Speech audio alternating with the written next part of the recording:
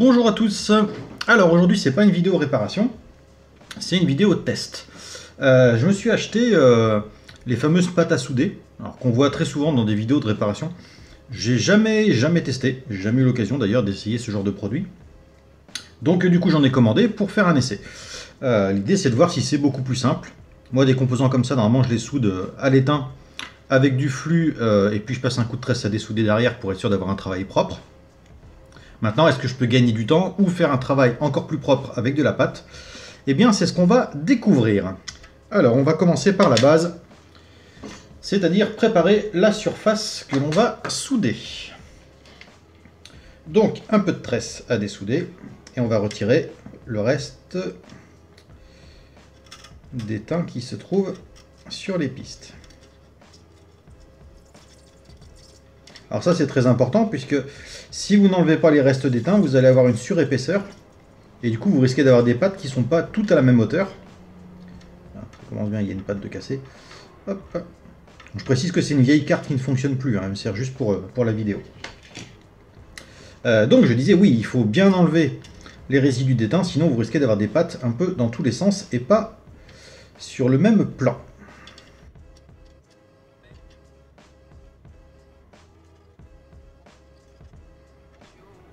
Bon, là c'est pas trop mal. Ensuite, après la tresse, encore une fois de l'acétone ou de l'alcool isopropylique. Et on va nettoyer les surfaces pour dégraisser, retirer les résidus de flux et les résidus d'étain. Alors on peut voir que comme il y a une pâte qui a bougé, du coup elle n'est pas parfaitement centrée.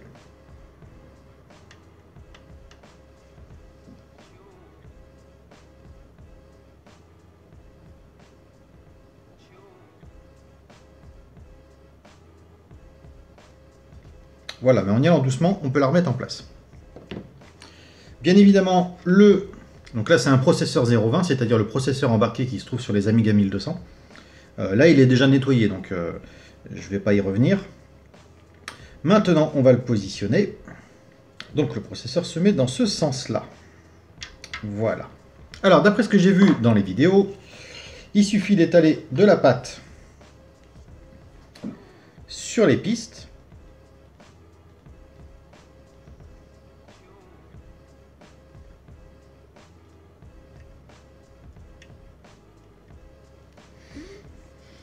Bon, pour l'instant, on va en mettre un petit peu. Pour moi, il y en a déjà beaucoup trop.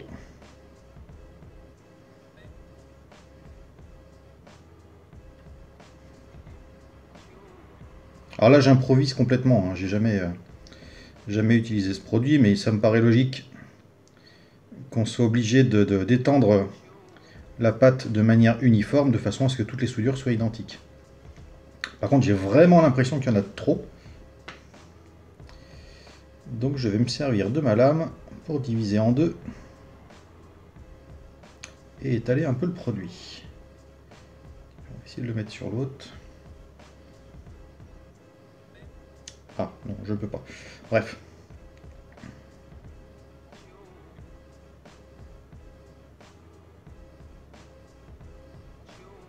Là, on va commencer avec ça.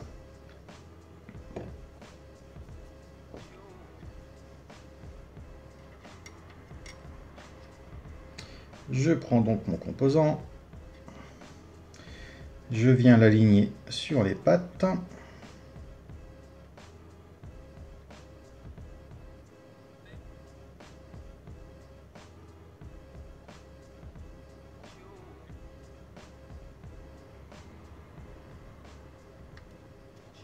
me paraît pas mal du tout. Je prends mon fer, je nettoie bien la panne. Je maintiens le composant en place.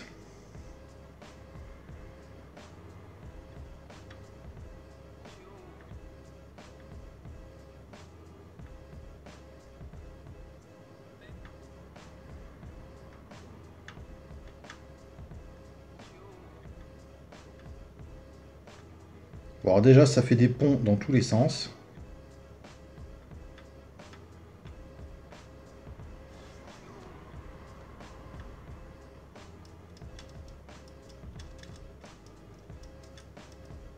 Et effectivement, il y en a beaucoup trop.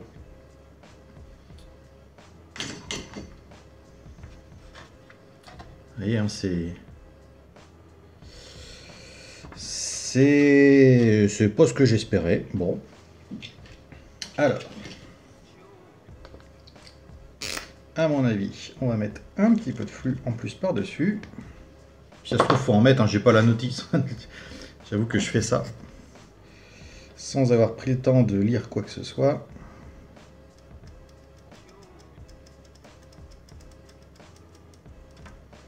Alors déjà, avec un peu de flux, ça a l'air de se dispatcher un peu mieux.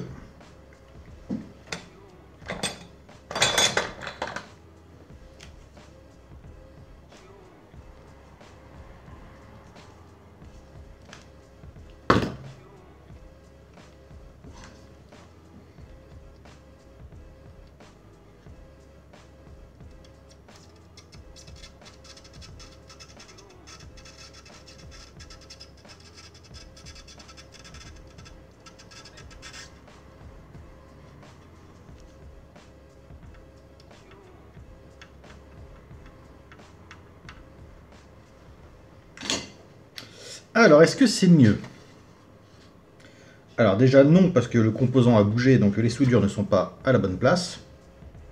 Voilà, on peut voir que les pistes et les pattes sont légèrement décalées, donc ça c'est absolument pas bon. Et je pense que c'est de ma faute, parce que normalement je pointe toujours au moins 4 pattes du composant avant de commencer à le souder pour être sûr qu'il ne bouge pas. Là je ne l'ai pas fait, donc effectivement, c'est peut-être la raison pour laquelle ce n'est pas soudé correctement. Allez, je dessoude et on la refait. Donc je viens de dessouder mon composant. Ce qu'on peut voir, c'est qu'il reste de la pâte qui n'a visiblement pas fondu au moment de la soudure. Ce qui veut dire qu'on a des résidus, donc des risques de pont. Donc ce n'est pas bon du tout.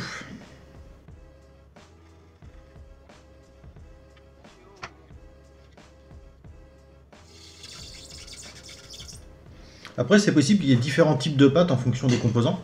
Peut-être que celle-ci est très pâteuse et est conçue pour des composants assez volumineux, et que pour des composants petits, comme celui que je suis en train de faire, il y a des pâtes plus liquides. C'est possible aussi. Alors, on va essayer de la refaire, mais en mieux. J'espère quand même que ça va marcher, parce que ça vaut quand même une quinzaine d'euros, les 2 tubes. Bon, après, je pense qu'on fait un gros paquet de soudure avec. Hein.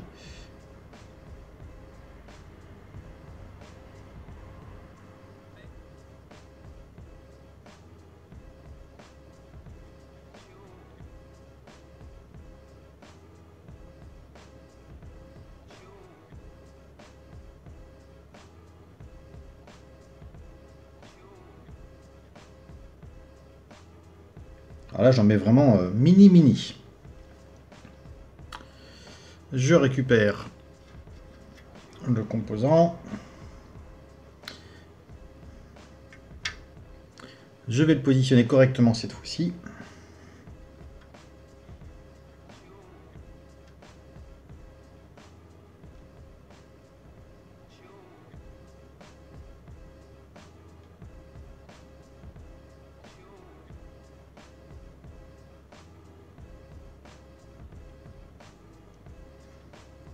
Là, ça me paraît pas mal du tout.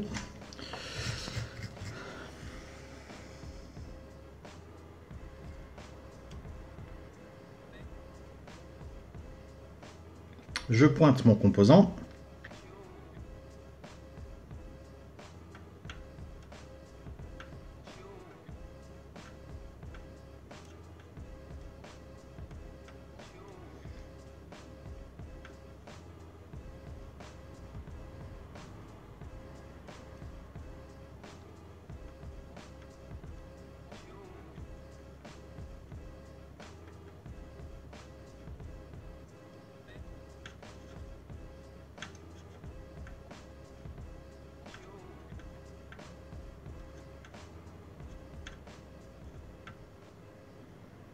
Alors pour info, là je suis à 360 degrés.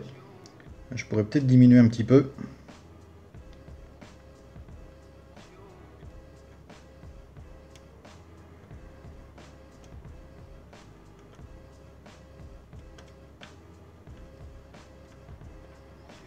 Alors là déjà ça me paraît beaucoup mieux, donc j'ai énormément réduit la quantité.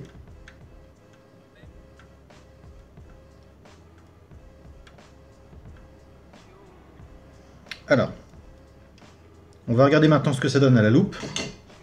Bon alors là ce qu'on peut voir c'est que le résultat est pas mal du tout.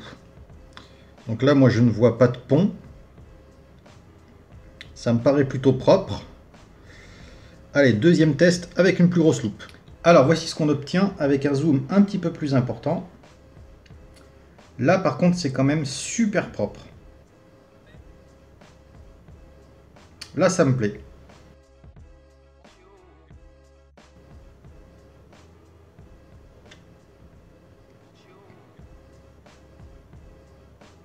Bon alors là on peut clairement voir que le travail est propre et que le produit est quand même bon. Par contre, je ne sais pas si vous vous souvenez sur la carte de l'Amiga 4000, la RE 4000, c'est une pâte comme ça qui a été utilisée, mais les ponts qui ont été faits étaient certainement dus à une trop grosse quantité de pâte. Je pense qu'il faut vraiment en mettre mais une infime quantité, c'est vraiment une toute petite épaisseur qu'il faut mettre, sinon on risque de faire des ponts. Alors ça c'était la première méthode que j'avais vue. Il y a une autre méthode qui consiste à poser le composant et mettre la pâte après. Donc c'est ce qu'on va tester de suite. Là le composant est déjà positionné, donc pas de souci de ce côté-là. Par contre je ne vais pas utiliser la seringue, je vais continuer avec mon petit cutter et on va étaler la pâte avec ça. Alors je pense qu'il faudrait enlever les deux, d'ailleurs on va le faire. Parce que des fois c'est pas plus mal de retirer les composants qui nous embêtent. Hop, viens par là toi. Là. Comme ça, ils nous embêteront pas. On les remettra après. Donc, j'appuie quand même sur mon composant pour être sûr qu'il soit bien en place. Je prépare ma pâte.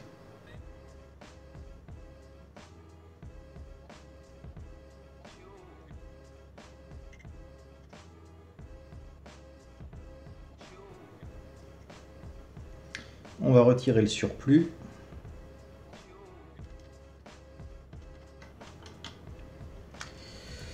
Et on va tenter de souder. Bon, pour être honnête, avec ma méthode habituelle, sans pâte, donc, là, il y a longtemps que j'aurais fini de souder le composant. Mais bon. Allez, je pointe le composant. Et là, en fait, je fais chauffer la pâte à souder avant de la pousser sur le composant.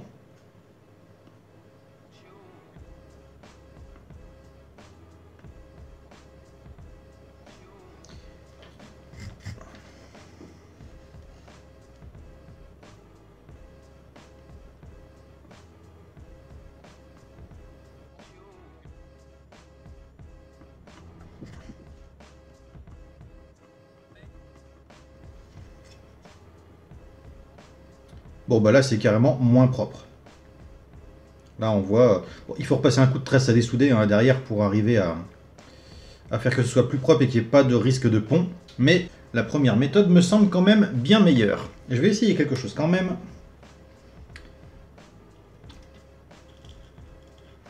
Admettons qu'on rajoute du flux.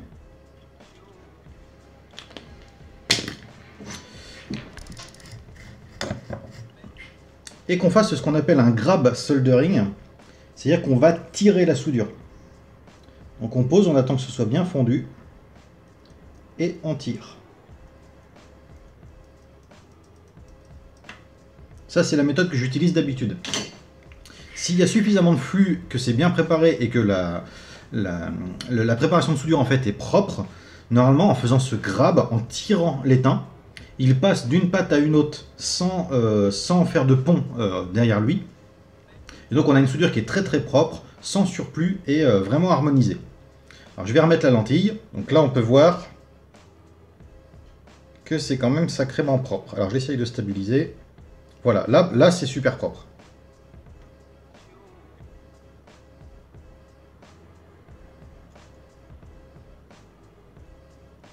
Donc, qu'est-ce qu'on peut en dire? Eh bien, ce petit produit n'est pas mal du tout. Voilà, c'est ça, c'est dispo sur eBay, Solder Paste.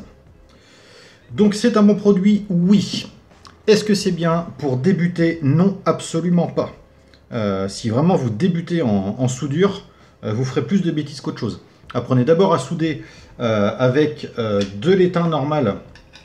Par contre, un étain très très fin. Alors ça, je sais plus ce que c'est comme épaisseur, mais c'est quand même relativement fin. Il y a encore plus fin, mais celui-ci est déjà pas mal. Ça doit être du 0,2, je pense. Donc voilà. Oui, le produit est efficace. Je pense que sur des petites pâtes, par exemple, si on devait ressouder U20, ce serait, à mon avis, top. Par contre, ça demande une préparation. Je pense qu'il faut un peu d'entraînement pour bien préparer la soudure et faire en sorte qu'il n'y ait pas de pont et pas de risque de cramer les composants. Donc voilà, et ben, je pense que je m'en servirai, mais à certaines occasions. Sinon, je garderai ma méthode habituelle. Ce que j'aimerais essayer aussi, c'est par exemple pour souder les modules mémoire, parce qu'on a très peu de place pour aller les souder. Est-ce que si on met de la pâte sur le composant et ensuite avec du hot air, est-ce que c'est suffisant pour le souder? Eh bien, il faudra faire un test là aussi encore une fois. Voilà, je vous remercie d'avoir regardé cette vidéo et je vous dis à très bientôt.